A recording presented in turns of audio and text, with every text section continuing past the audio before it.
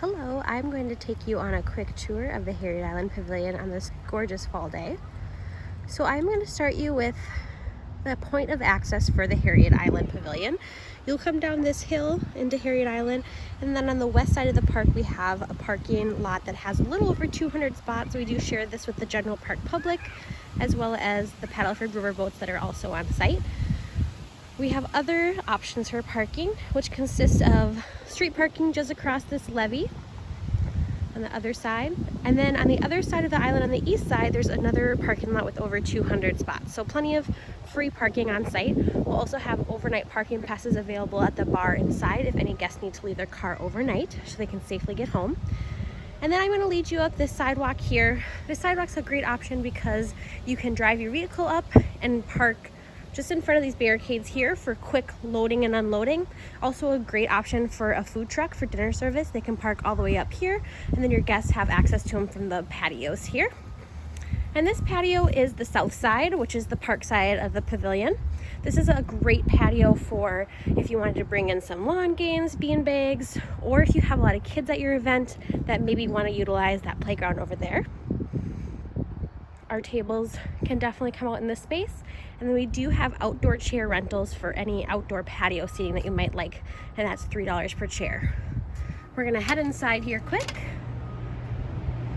And as you enter the pavilion, the stage is up front here, and the fireplace is in the back. I'm gonna start off with this stage area. So the white draping on the stage is included in the rental. It does block some closet doors and helps soak up that sound energy of the stage.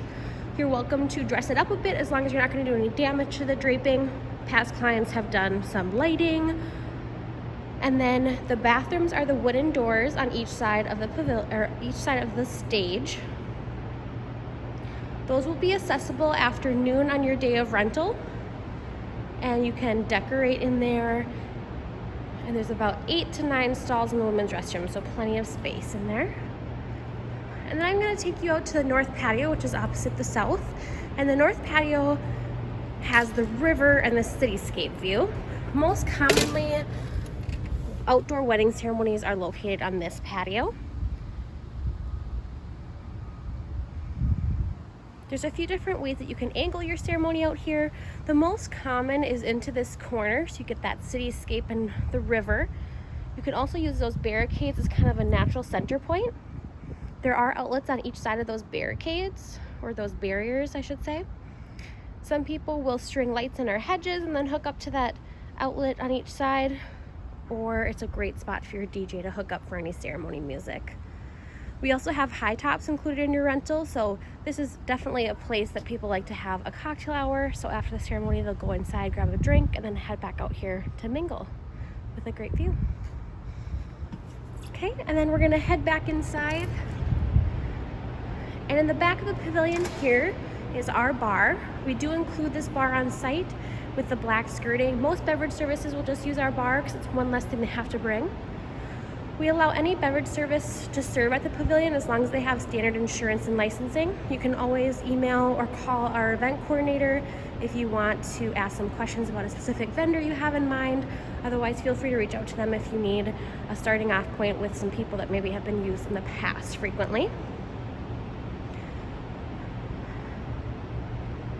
And then I'll take you back to our kitchen. We allow any caterer that has a Minnesota State catering license, and we allow them to use our kitchen at no cost. We just ask that they clean it up and leave it the way it was found. So we have a full fridge and freezer, a residential size oven, and then plenty of workspace. And we have the sink here, and I like to point out that we do have a large ice machine on site. We do ask that your beverage service bring a couple extra bag of ice to keep in the freezer, but they are welcome to use that. And then this space has some nice areas for you to store any boxes that you use during setup that you want to keep for takedown.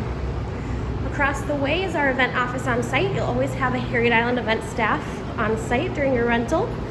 You have the space starting at 9 a.m. and then your event can go until midnight, and then you just have to have everything removed by 1 a.m. That's removing anything that you brought on site. So you'll have Harriet Island event staff from 9 a.m. until that 1 a.m. And then our maximum seating capacity is 275 people. We do include the tables and chairs for inside the space.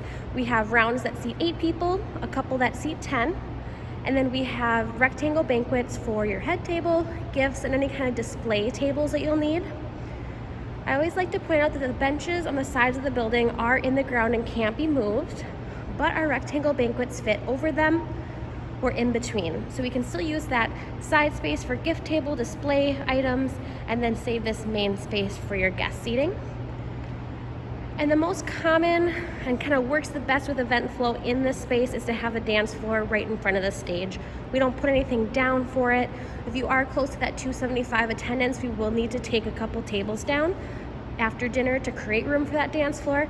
But like I said, Harriet Island event staff are on site to help with that. And then if you are closer to that 200 or under attendance size, we can usually keep that space open.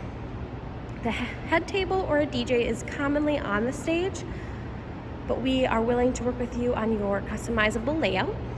And then if you've seen any pictures of the space, you'll see that people often decorate the ceilings. You're welcome to do so with draping or ceiling lighting. That just has to go through a rental company because the height does require a lift. If you have any other questions about Harriet Island, you can find our Facebook page, Harriet Island Regional Park, that has a ton more pictures of past events that can give you some inspiration. And then there's also a ton of rental information on our website.